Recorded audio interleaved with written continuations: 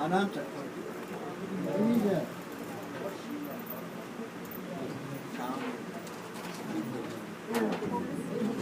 All glories to somebody. All glories to somebody. All glories to somebody. All glories to Shri Guru and Shri Guru.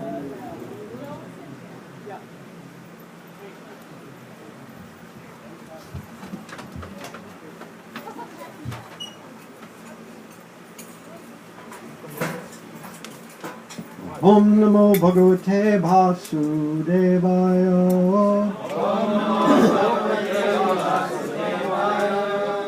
Om Namo Bhagavate Vasudevaya. Om Namo Bhagavate Vasudevaya. Om Jnanatimidandasya Gananjana Shalakaya Chakshutrumilitam Yena Tasmai Shri Gurave Namaha Shri Chaitanya Manobhishtam Shtapitam Yena Bhutale Swayam Rupa Karamayam Dadati Swapadantikam Vandeham Shri Guru Shri Tapada Kamalam Shri Guru Vaishnavam Shri Rupam Sagrajatam Sahagana Raghunatam Vitam Tam Sajivam Sadvaitam Sadhunam Parijana Sahitam Krishna Chaitanya Devam Shri Radha Krishna Padam Sahagana Lalita Shri Vishakam Hey Krishna Karuna Sindho Dina Bandho Jagapate Gopesha Gopika Kanta Radha Kanta Namostute Tapa Kanchan Gaurange Radhe Vrindavan Eshwari Vrishabhanu Sute Devi Pranamami Hari Priye Vanchakalpatarubhyascha Kripa Sindhubhya Evacha Patitanam Pavanebhyo Vaishnavebhyo Namo Namaha Shri Krishna Chaitanya Prabhu Nityananda Shri Advaita Gadadhara Srila Sadi Gaur Bhakta Hare Krishna, Krishna Krishna, Hare Hare, Hare Rama,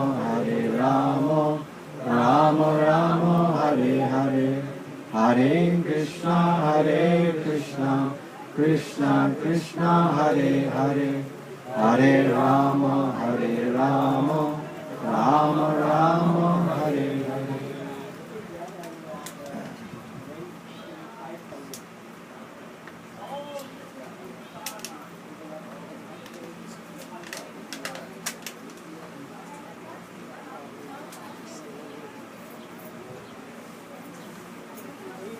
Thank you for coming. Appreciate it. Anybody before I start have any question about anything? Yeah. What is it that they're telling us that song is one thing?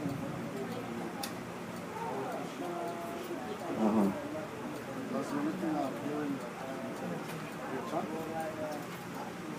Yeah, I know. It seems redundant, right?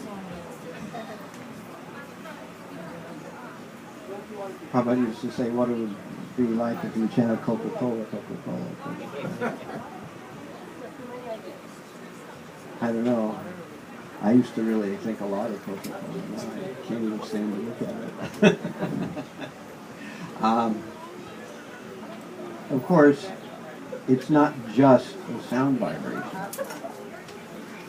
And it's not Prabhupada's idea.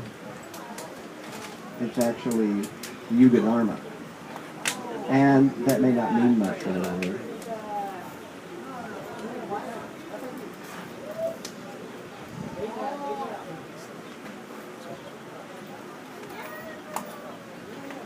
But The Yuga Dharma means that out of all the things you could do in this age that we live in Kali Yuga, all the things that you could do, that one thing has the most power to actually pull you out of the mud. And that thing is the regular recitation of the name of Krishna. And that's done in a particular way. It's not done arbitrarily or in some kind of random fashion. Of course, it can even be done in a random fashion. But it's better if it's done according to a system, and that it's also tallied so we know how much we have done during the space of time. And that way we keep track of chanting a certain quantity every day. So the chanting process is not difficult. It doesn't cost any money.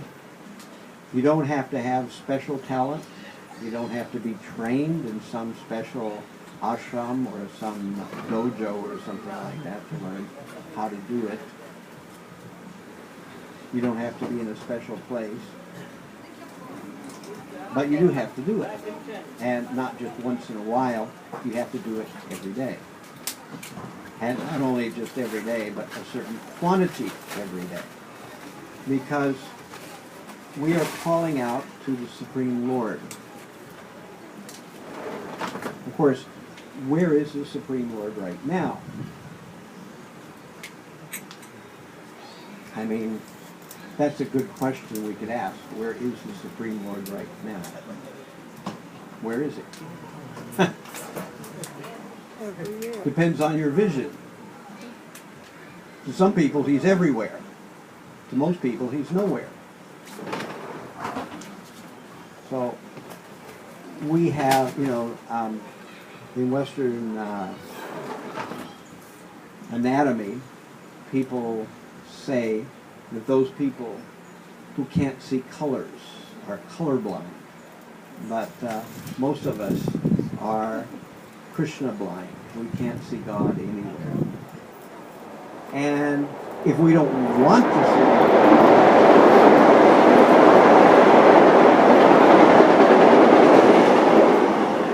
that training mission.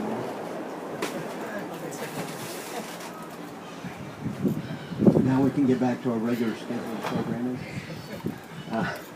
So if we don't want to see Krishna, we can't see him anywhere. But if we want to see Krishna, even still, we can't see him everywhere, but we begin to see him more and more, depending on how much we want. So the easiest way to begin to see Krishna is to call out to him with feeling. And you do that by chanting his name. And it's not my idea. It wasn't Prabhupada's idea. It was Lord Chaitanya's idea. And it's the Yuga Dharma. It's the proper and the only way to really get free from the muck of Kali Yuga. Otherwise, if you don't mind the mud of Kali Yuga, be my guest. Don't chant. Pretend you never heard this. And just go about with your regular life doing whatever it is you regularly do. So, Prabhupada made a point out of it. He said that 90% of the quality of our devotional service will come from the quality with which we chant. And he didn't say that arbitrarily. It's aligned with scriptures. It's aligned with the teachings of scriptures. So that means that the scriptures also say the same thing. That if you chant very diligently, that you will advance very quickly. Because the mind doesn't want to be resisted. So that gets into the whole topic. Why the mind has a mind of its own. Which is kind of strange, but everybody has the experience that our mind has a mind of its own. That whatever we think, sometimes we can't think it. Our mind forces us to think of something else that we really don't want to think about, but our mind is determined to think about that something else. And so we wonder why it is that our mind has a mind of its own. And then we discover in Vedic literature that the yoga system is all about controlling the mind. And it's all about controlling the senses. Because essentially controlling the mind is controlling the senses. Or we could put it the other way, controlling the senses is controlling the mind. So the best way to do that is by chanting Hare. Out of the people I'm looking at here, how many of you actually go to one of the temples here on a regular basis?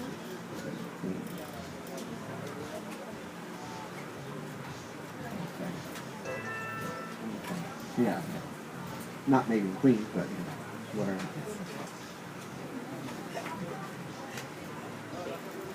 So,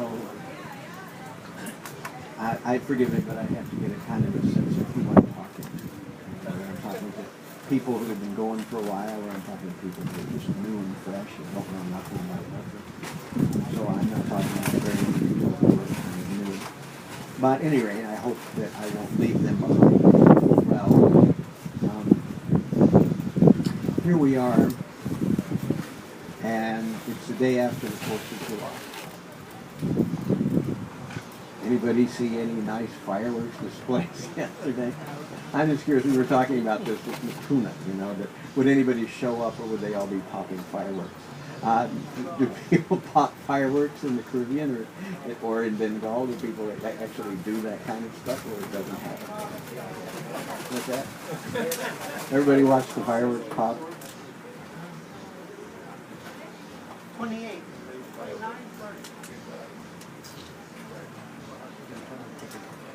So,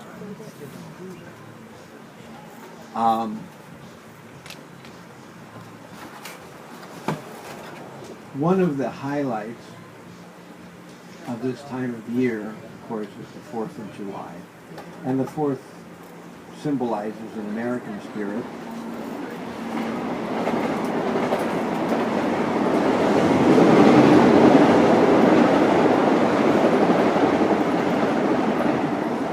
Another train. The 4th of July symbolizes in the American spirit the independence, in our case, independence from English rule. And of course, people all over think a lot about the